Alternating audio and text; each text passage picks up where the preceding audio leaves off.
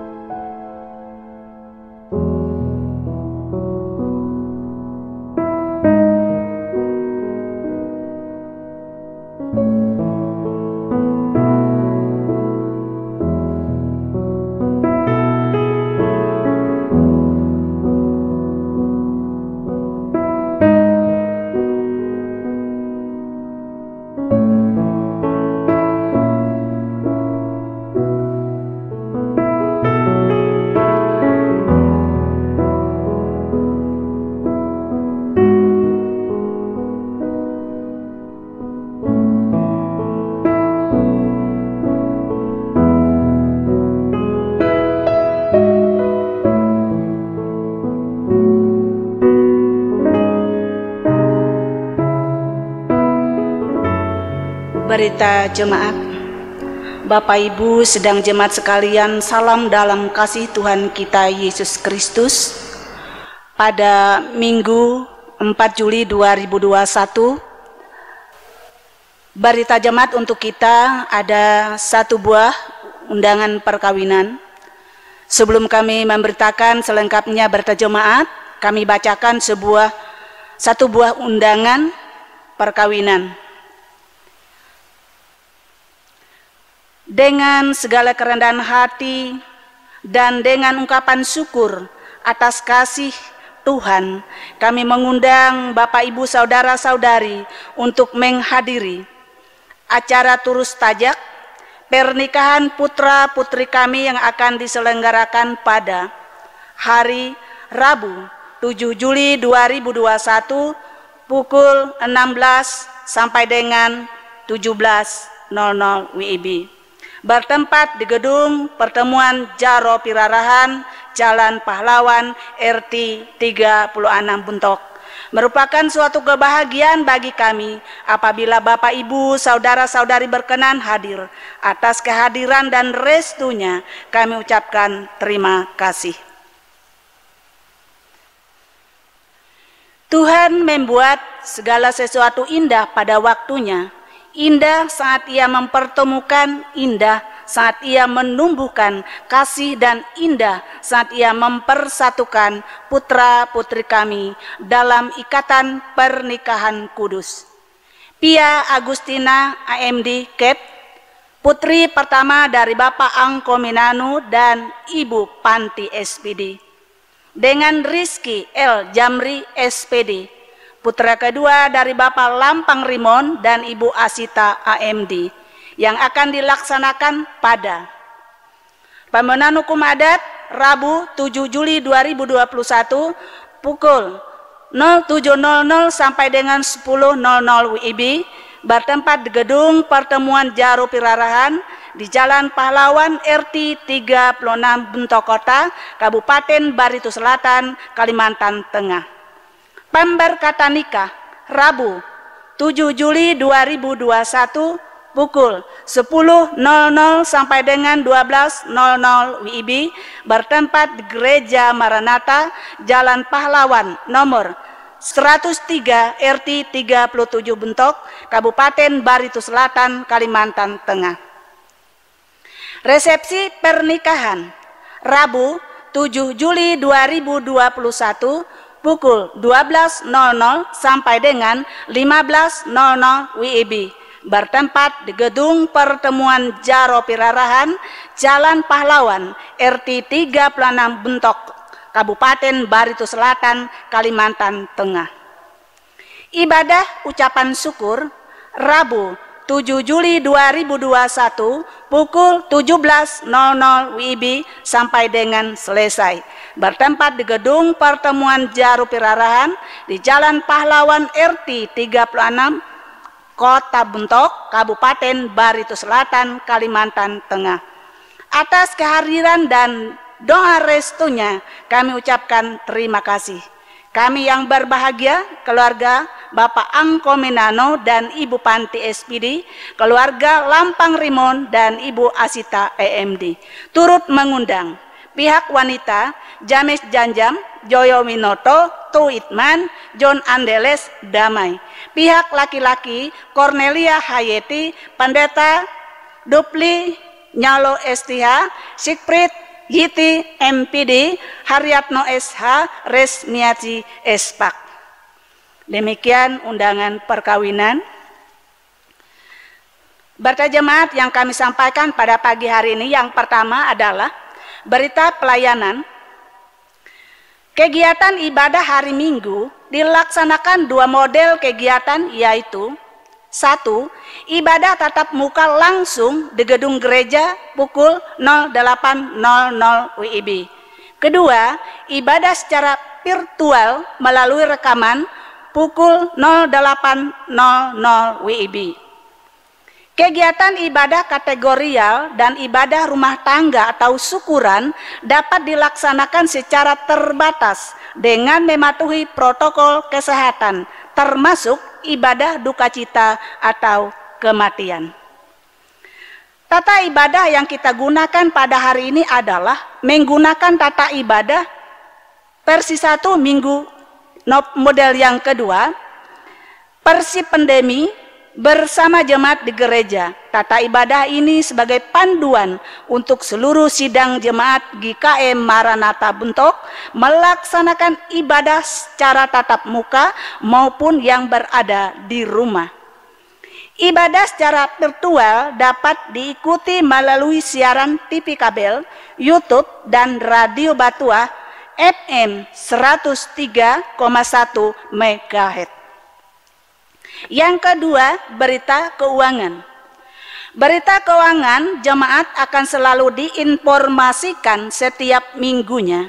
Informasi tersebut dapat dilihat atau diakses melalui media elektronik Facebook Jemaat GKM Maranatha Bentok dan atau WhatsApp grup setiap lingkungan masing-masing. Telah disediakan amplop persembahan dan lobby di Sekretariat BPH Maranatha.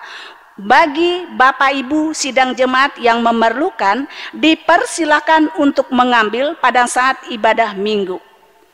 Amplop tersebut terdiri dari amplop persembahan untuk kolekte ibadah minggu atau hari raya gerejawi, amplop persembahan HUT pernikahan, amplop persembahan HUT kelahiran, dan amplop keperluan lainnya.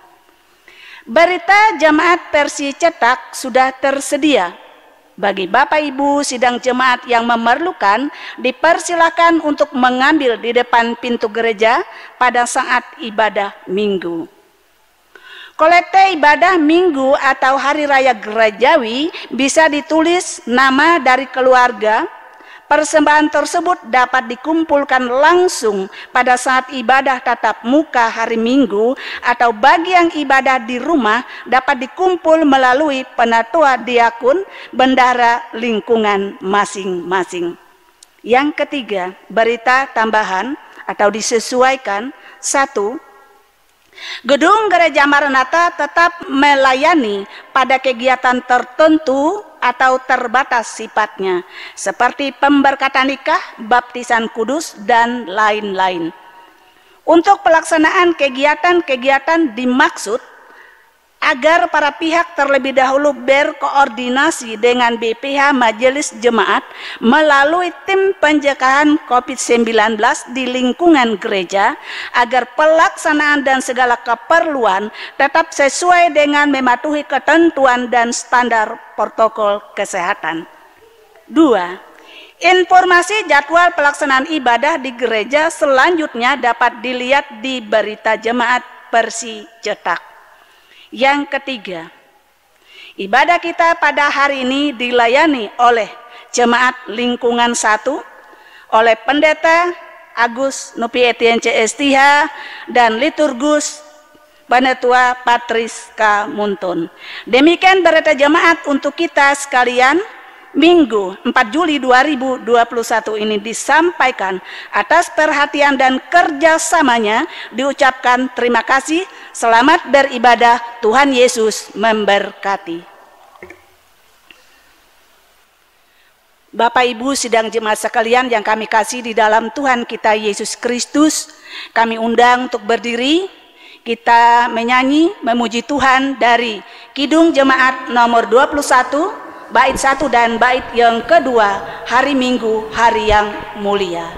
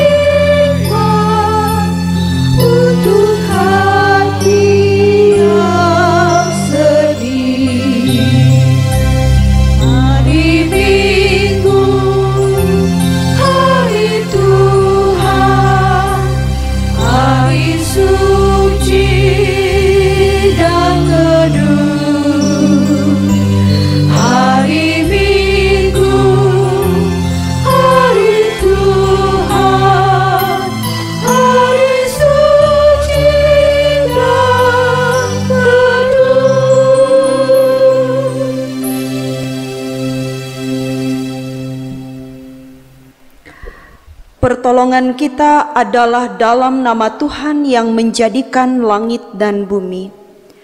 Kasih karunia dan damai sejahtera dari Allah, Bapa kita dan dari Tuhan Yesus Kristus menyertai kamu.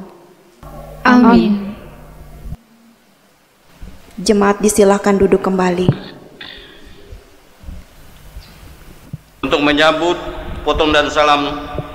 Tadi kita memuji Tuhan dari nyanyikanlah Kidung Baru nomor 32A, bait yang pertama dan yang kedua, Atas Bumi dan Permai.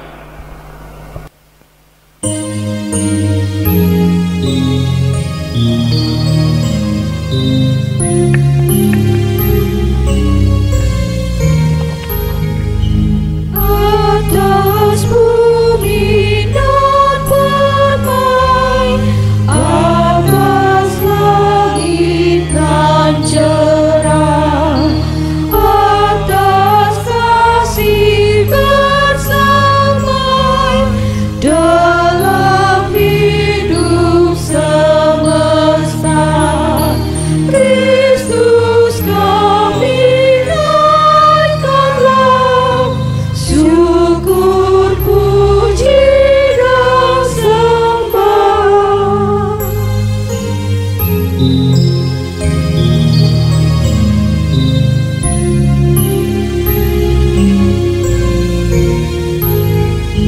Atas tiap dunia, pada pagi dan petang, atas bukit dan lembah, surya bintang yang terang, Kristus kami naikkanlah, syukur, puji, dan sembah.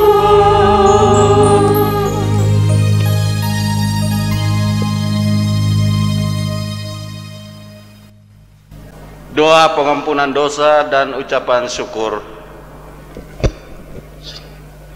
Kita doakan secara litani. Bapa kami yang ada di sorga, kami datang ke hadirat-Mu yang kudus dengan segala kerendahan hati. Kami menyadari betapa kami telah berdosa di hadapan-Mu. Ampunilah kami ya Tuhan. Kami menyadari bahwa seringkali kami lalai terhadap perintah-Mu, lebih mengikuti nafsu duniawi dan tidak berhikmat dalam menjalani hari-hari kehidupan, dengan tidak mau peduli bagaimana kami harus hidup sebagaimana seharusnya. Kuduskanlah kami ya Tuhan. Syukur bagimu ya Tuhan. Melewati masa yang sulit pandemi COVID-19 ini, Tuhan mengajarkan dan mengembalikan cara hidup yang seperti Tuhan inginkan. Biarlah dalam kebenaran dan kekudusan-Mu, kami dapat menjalankan hidup dengan bijaksana, bersih dan suci bagi-Mu. Dalam nama Tuhan Yesus kami berdoa. Amin. Berita anugerah jemaat dimohon untuk berdiri. Setiap orang yang merendahkan diri di hadapan Allah, mengaku dosa dan percaya bahwa Bapa akan mengasihinya, serta selalu bersyukur, maka kami memberitakan keampunan dosa telah berlaku dalam nama Bapa, Anak, dan Roh Kudus. Amin. Jemaat dipersilahkan untuk duduk kembali.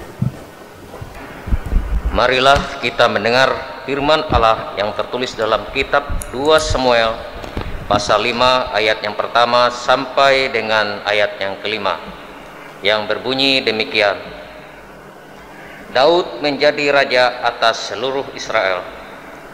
Lalu datanglah segala suku Israel kepada Daud di Hebron dan berkata, "Ketahuilah, kami ini darah dagingmu. Telah lama ketika Saul memerintah atas kami, engkaulah yang memimpin segala gerakan orang Israel. Dan Tuhan telah berfirman kepadamu, engkaulah yang harus mengembalakan umatku Israel, dan engkaulah yang menjadi raja atas Israel." Maka datanglah semua tua-tua Israel menghadap raja di Hebron. Lalu Raja Daud mengadakan perjanjian dengan mereka di Hebron di hadapan Tuhan. Kemudian mereka mengurapi Daud menjadi raja atas Israel. Daud berumur 30 tahun. Pada waktu itu ia menjadi raja. 40 tahun lamanya ia merintah.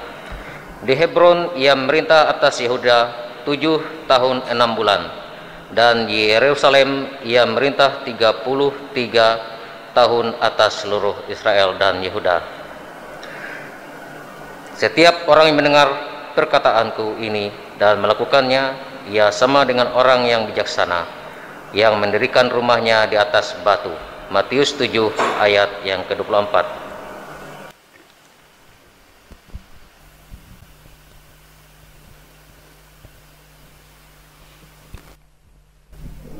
Kita sambut pembacaan Alkitab tadi dengan memuji Tuhan, menyanyi dari Kidung Jemaat nomor 52, bait yang pertama, Sabda Tuhan Allah.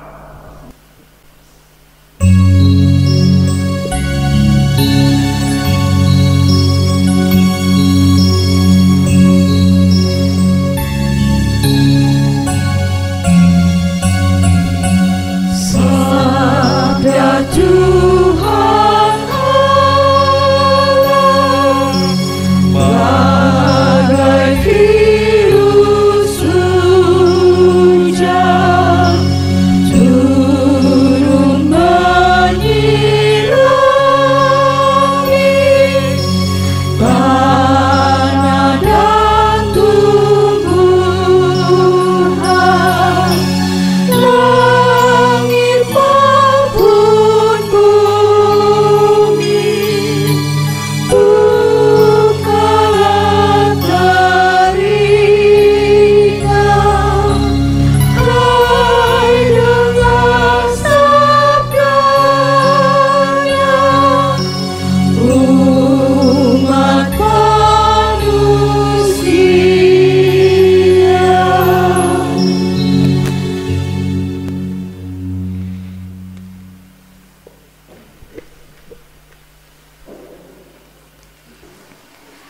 Shalom, jemaat yang terkasih di dalam Tuhan Yesus Kristus. Bagian firman Tuhan bagi kita hari ini 4 Juli 2021, Markus pasal 6 ayat 1 sampai 13. Sebelum kita membaca dan merenungkan bagian firman Tuhan ini, kita satu hati di dalam doa.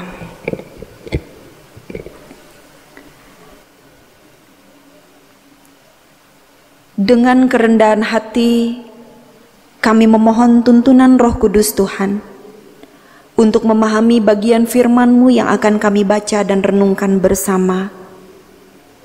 Sehingga bagian firman-Mu ini ya Tuhan, boleh menjadi perenungan bagi kami semua dan boleh kami terapkan di dalam kehidupan kami sebagai umat-Mu di tengah-tengah dunia ini. Di dalam dan oleh Yesus Kristus, Tuhan dan Juru Selamat kami memohon. Amin. Markus pasal 6 ayat 1 sampai ayat yang ke-13. Ada dua perikop di sana. Yang pertama, Yesus ditolak di Nazaret. Yang kedua, Yesus mengutus ke-12 rasul. Demikian bunyi firman Tuhan. Kemudian Yesus berangkat dari situ dan tiba di tempat asalnya, sedang murid-muridnya mengikuti dia. Pada hari Sabat, ia mulai mengajar di rumah ibadat, dan jemaat yang besar takjub ketika mendengar dia, dan mereka berkata, "Dari mana diperolehnya semuanya itu? Hikmat apa pulakah yang diberikan kepadanya? Dan mujizat-mujizat yang demikian bagaimanakah dapat diadakan oleh tangannya? Bukankah ia ini tukang kayu, anak Maria, saudara Yakobus, Yoses, Yudas, dan Simon? Dan bukankah saudara-saudaranya yang perempuan ada bersama kita? Lalu mereka kecewa dan menolak Dia. Maka Yesus berkata kepada mereka, "Seorang nabi dihormati di mana-mana, kecuali di tempat asalnya sendiri, di antara kaum keluarganya dan di rumahnya. Ia tidak dapat mengadakan satu mujizat pun di sana, kecuali menyembuhkan beberapa orang sakit dengan meletakkan tangannya atas mereka. Ia merasa heran atas ketidakpercayaan mereka." Lalu Yesus berjalan keliling dari desa ke desa sambil mengajar. Ia memanggil ke-12 murid itu dan mengutus mereka berdua-dua. Ia memberi mereka kuasa atas roh-roh jahat dan berpesan kepada mereka supaya jangan membawa apa-apa dalam perjalanan mereka, kecuali tongkat, roti pun jangan, bekal pun jangan, uang dalam ikat pinggang pun jangan. Boleh memakai alas kaki, tetapi jangan memakai 2 baju. Katanya selanjutnya kepada mereka, "Kalau di suatu tempat kamu sudah diterima dalam suatu rumah, tinggallah di situ sampai kamu berangkat dari tempat itu. Dan kalau ada suatu tempat yang tidak mau menerima kamu, dan kalau mereka tidak mau mendengarkan kamu, keluarlah dari situ dan kebaskanlah debu yang di kakimu sebagai peringatan bagi mereka." Lalu pergilah mereka memberitakan bahwa orang harus bertobat, dan mereka mengusir banyak setan dan mengoles banyak orang sakit dengan minyak dan menyembuhkan mereka.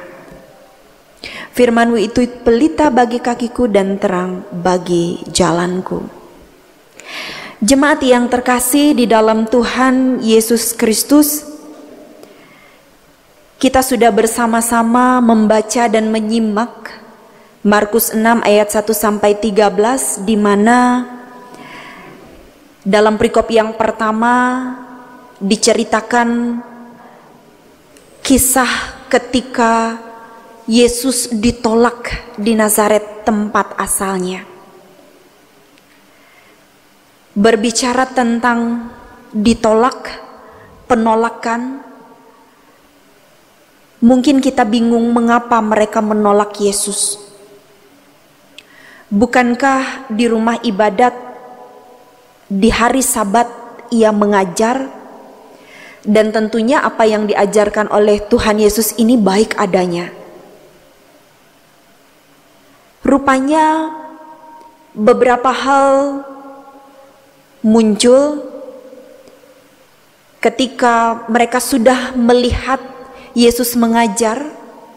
Ada banyak orang takjub, tetapi hal-hal yang muncul ini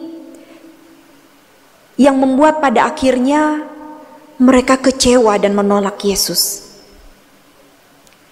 Mereka mempertanyakan dari mana diperolehnya semuanya itu, berkaitan dengan kemampuan Yesus mengajar di rumah ibadat. Kemudian mereka mempertanyakan hikmat apa yang diberikan kepadanya, yang ada pada diri Yesus. Mereka mempertanyakan mujizat-mujizat yang demikian bagaimanakah dapat diadakan oleh tangannya.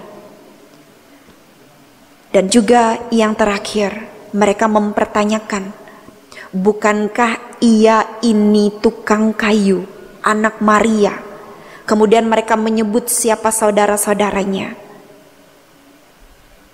Jemaat yang terkasih di dalam Tuhan Yesus Kristus, memang hal-hal yang kemudian dipertanyakan oleh orang-orang yang baru saja mendengar Yesus mengajar di rumah ibadat, yang sempat membuat mereka takjub,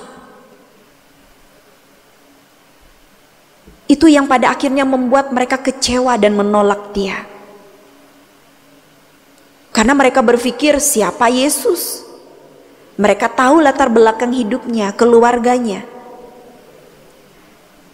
Bagi mereka tidak mungkin seorang Yesus yang asalnya dari Nazaret ini bisa berkata-kata di rumah ibadat kemudian membuat orang banyak takjub. Jemaat terkasih di dalam Yesus Kristus sangat luar biasa. Walaupun ditolak, mengalami penolakan, hal itu tidak menyurutkan semangat Tuhan Yesus untuk menjalankan visi misinya, memberitakan Injil. Walaupun memang di tempat asalnya dia dikatakan tidak mengadakan satu mujizat pun, walaupun memang ada melakukan penyembuhan terhadap beberapa orang sakit, ia melakukan hal yang lain. Apa yang Yesus lakukan? Yesus mengutus ke-12 rasul. Jemaat terkasih, kalau kita ditolak, mengalami penolakan, kalau secara jujur boleh kita katakan, ada rasa kecewa dalam diri kita, ada rasa sedih. Mungkin kita akan bertanya, mengapa saya ditolak? Bukankah saya melakukan hal yang baik? Bisa jadi ketika seseorang ditolak, mengalami penolakan, apalagi oleh orang-orang yang mengenalnya, dekat dengannya, pada akhirnya itu akan membuat orang itu menjauh pergi. Dan mungkin ada yang berpikir, peduli amat. Untuk apa peduli dengan orang yang tidak peduli dengan kita? Untuk apa peduli dengan orang yang sudah menolak kita? Tetapi Yesus sangat berbeda. Seorang yang sangat bersahaja, seorang yang dengan rendah hati, walaupun memang Yesus merasa heran atas ketidakpercayaan orang-orang itu. Hal itu tidak menyurutkan semangat Yesus. Sebagaimana saya katakan tadi, Yesus kemudian mengutus ke-12 rasul. Tetap visi misi memberitakan Injil ini adalah bagian yang penting dari kehadiran Tuhan Yesus di tengah-tengah dunia. Dan Yesus menyadari betul bahwa ada orang lain yang juga bisa diandalkan untuk menjadi mitranya, bisa dipercaya untuk menjadi mitranya, memberitakan Injil. Karena memang saatnya nanti Yesus tidak lagi bisa bersama-sama dengan ke-12 rasul ini. Jemaat yang terkasih di dalam Yesus Kristus, ada banyak pesan Yesus ketika ia memanggil ke-12 murid dan mengutus mereka berdua-dua. Tidak perlu membawa apa-apa, kecuali ada beberapa yang boleh, misalnya tongkat, kemudian boleh memakai alas kaki. Lalu mereka ini diperlengkapi. Mereka diperlengkapi untuk mengusir roh-roh jahat. Ada kuasa untuk itu. Selain itu Yesus juga menitipkan pesan, kalau mereka diterima dalam satu rumah, maka mereka harus tinggal di sana.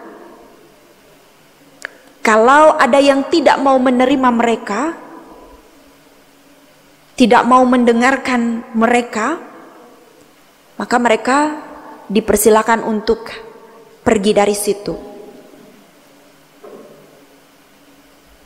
Apa yang harus mereka lakukan selanjutnya? mereka diutus untuk memberitakan pertobatan kepada semua orang. Selain kemudian mengusir setan, karena mereka diperlengkapi oleh Tuhan Yesus dengan kuasa atas roh-roh jahat. Kemudian melakukan mujizat penyembuhan. Jemaat terkasih di dalam Tuhan Yesus Kristus, melewati bagian firman Tuhan ini kita mau melihat bahwa sosok Yesus adalah sosok yang sangat bersahaja, rendah hati. Ditolak, penolakan, tentu itu hal yang sangat tidak nyaman. Kalau kita mencoba menempatkan diri kita ditolak, kita mengalami penolakan oleh orang-orang yang mengenal kita, padahal apa yang kita lakukan, apa yang kita berikan, apa yang kita ucapkan itu baik adanya. Yesus sebagai sosok yang bersahaja, rendah hati, tidak menjadikan penolakan yang ia alami sebagai sesuatu hal yang menghalangi visi misinya memberitakan Injil, memberitakan keselamatan, menyatakan kemuliaan Allah. Ia mengutus orang lain.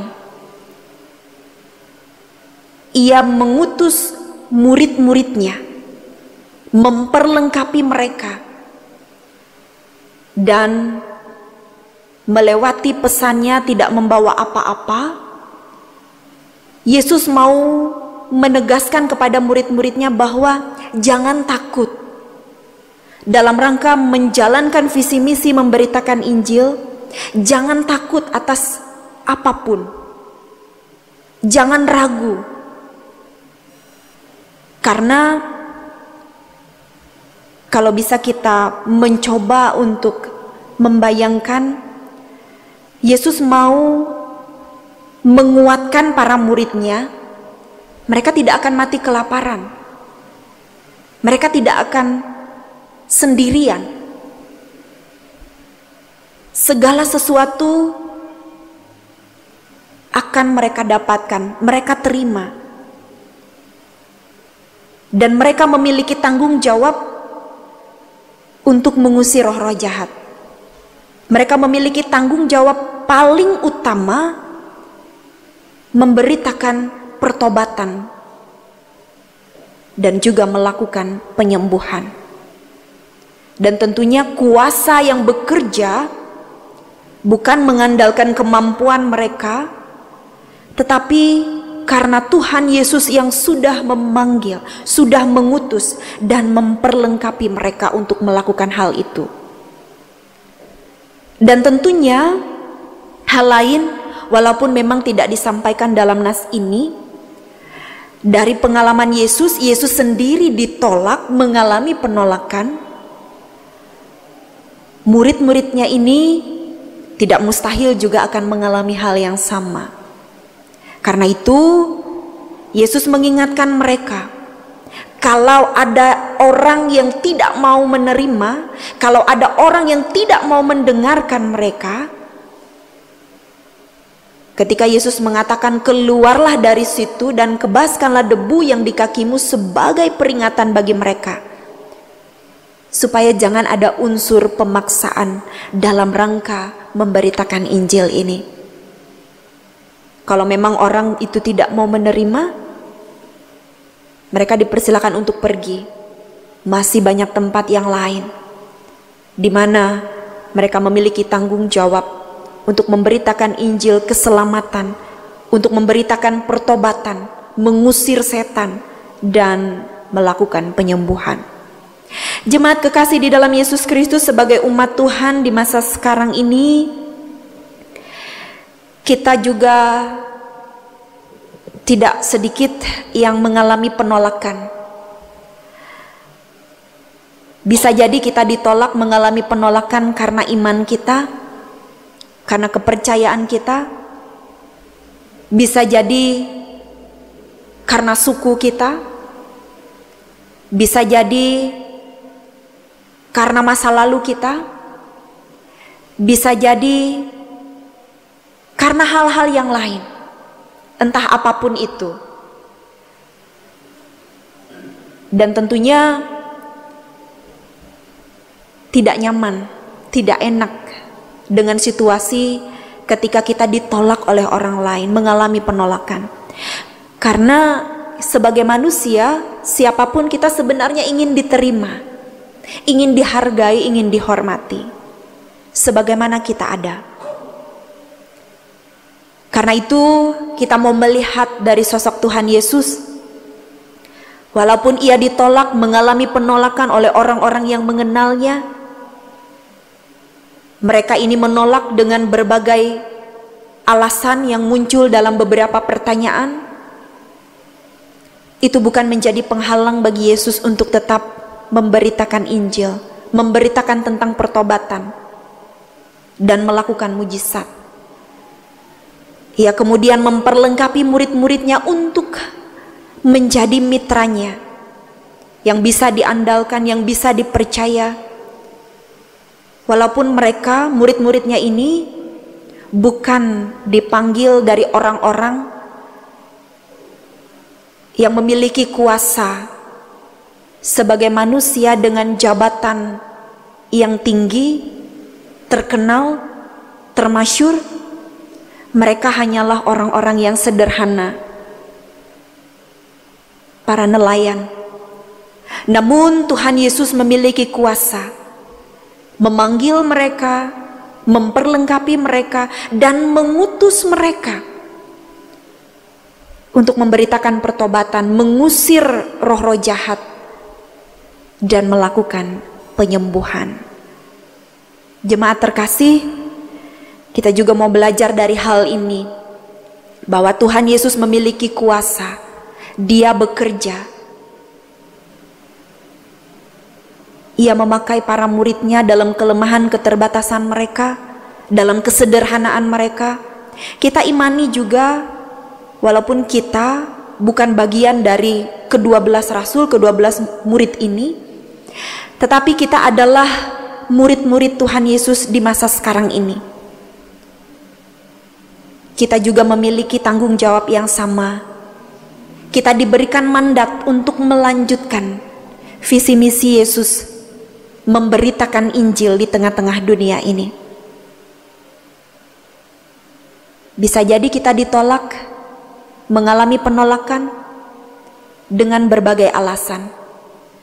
Tetapi itu bukan menjadi penghalang bagi kita untuk tetap menjadi alat kemuliaan dari Tuhan kita Yesus Kristus, memberitakan Injil di tengah-tengah dunia ini, untuk menjadi muridnya yang setia, yang berani,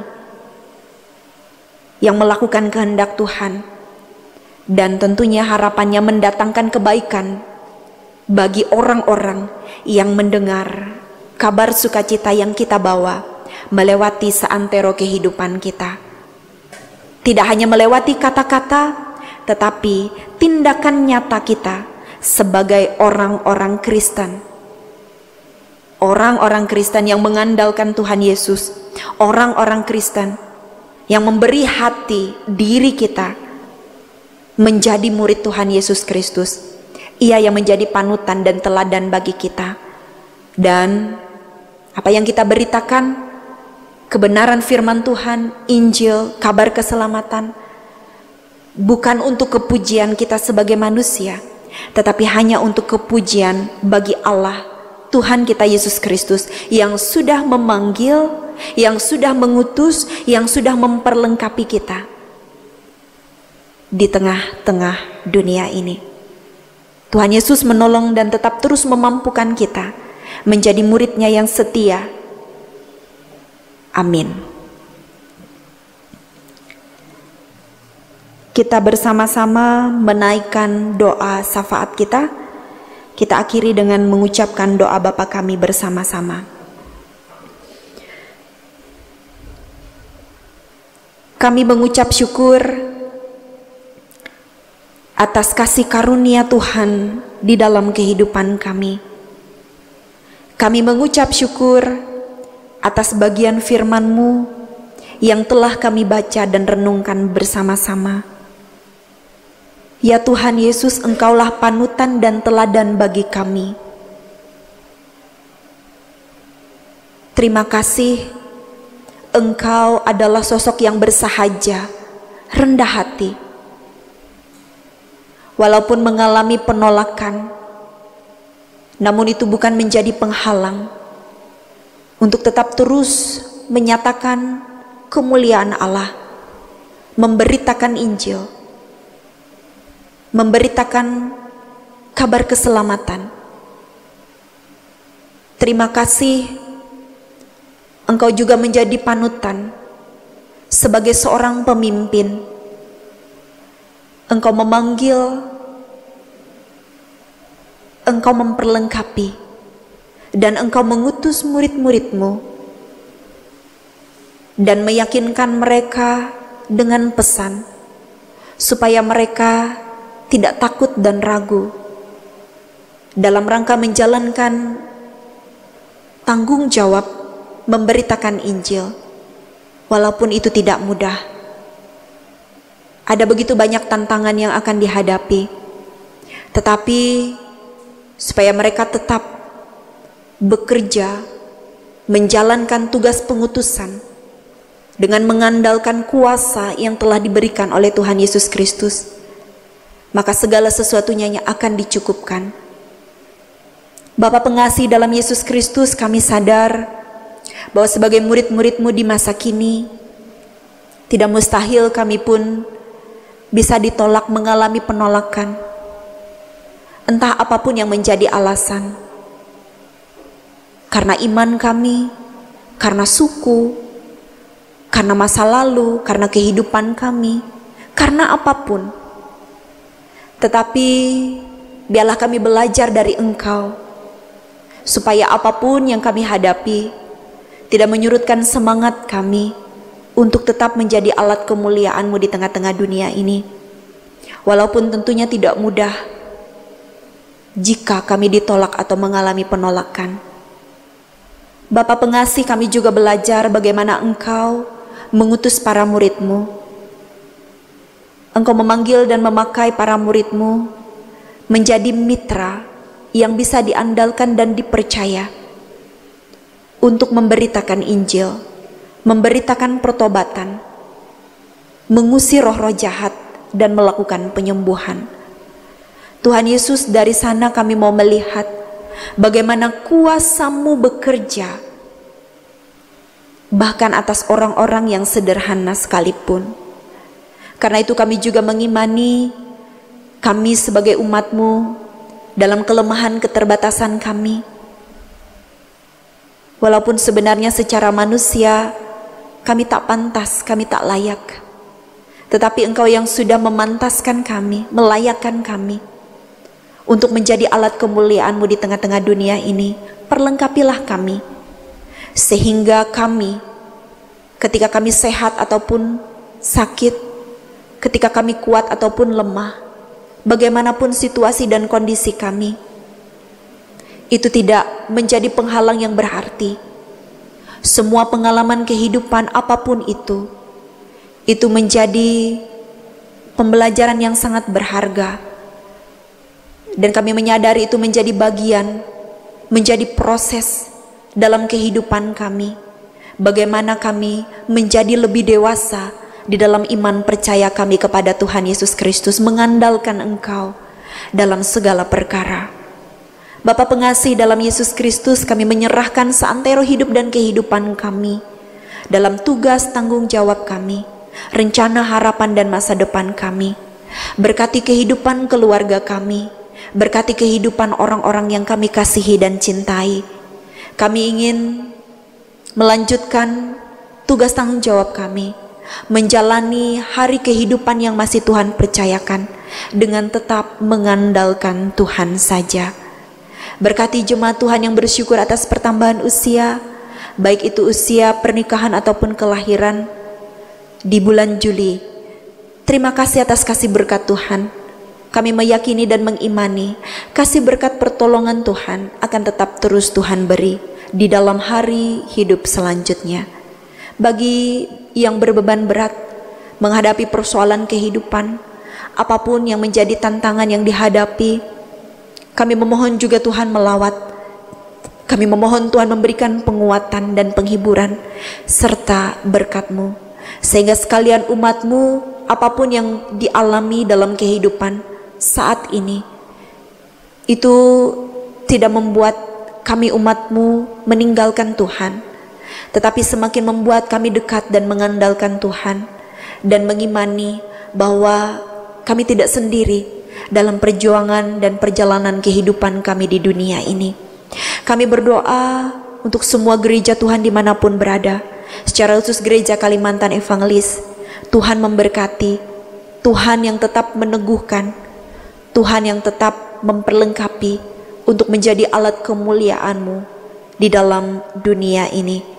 Berkati kehidupan bangsa negara kami, berkati mereka yang menjalankan tugas pemerintahan.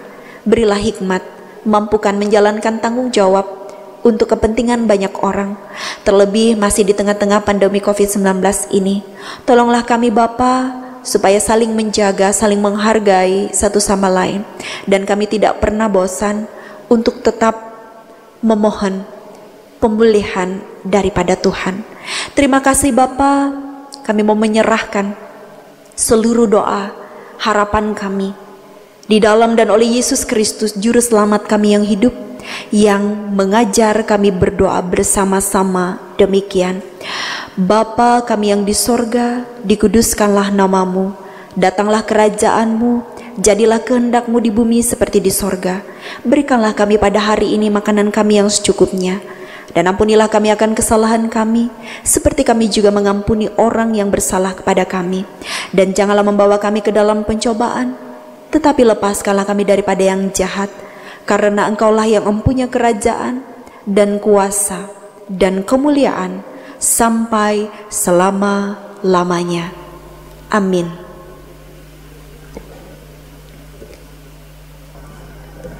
Persembahan.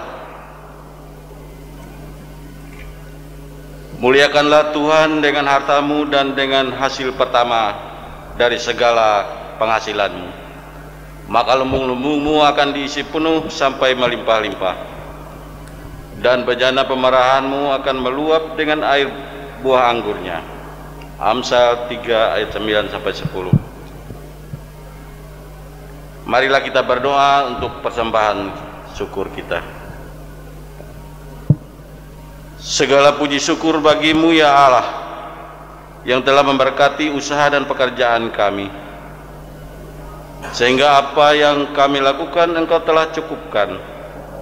Pada saat ini, sebagai ucapan syukur kami mau memberikan persembahan kami kepadamu untuk menopang pelayanan gerejamu di tengah pandemi COVID-19 ini, sehingga gerejamu terus dapat bersaksi tentang keselamatan dan kebaikan Tuhan melalui kasih dan perbuatan.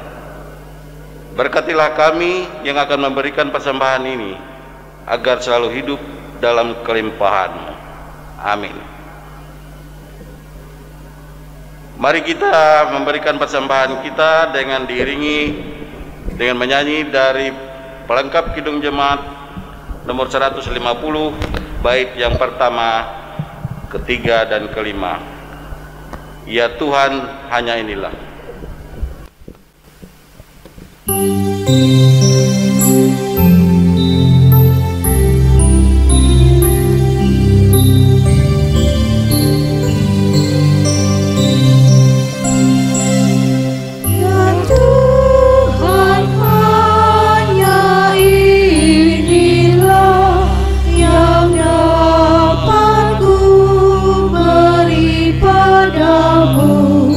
Ungkapan syukur apalah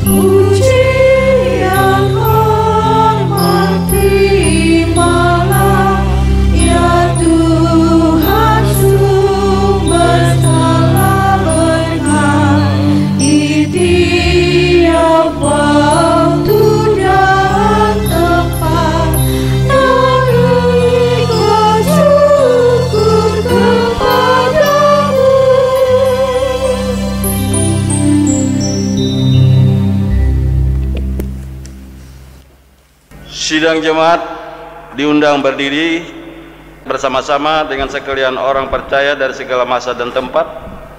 Kita mengikrarkan pengakuan iman Kristen diakhiri dengan menyanyi Haleluya, Haleluya, Haleluya.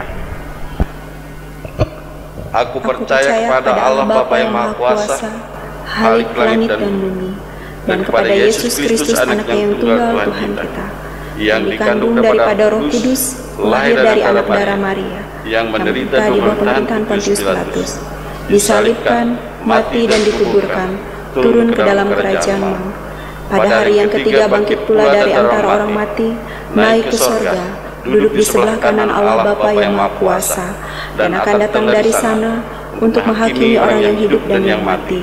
Aku percaya kepada Roh Kudus, gereja yang kudus dan am, persekutuan orang kudus, pengampunan dosa, kebangkitan daging, dan hidup yang kekal.